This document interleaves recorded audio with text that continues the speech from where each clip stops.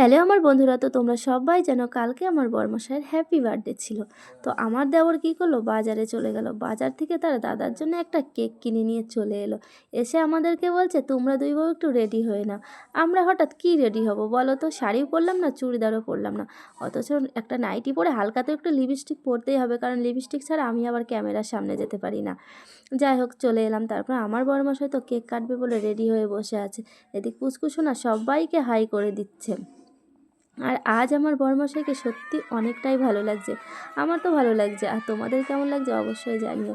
এদিকে আবার সবাই একটু হ্যাপি বার্থডে বলে দিল। তারপরে চলে এলাম।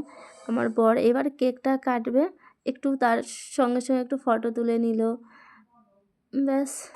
তারপরে দেখো কেক কাটবে বলে বসে গেছে, এবারটা কেকটা কেটে নেবে।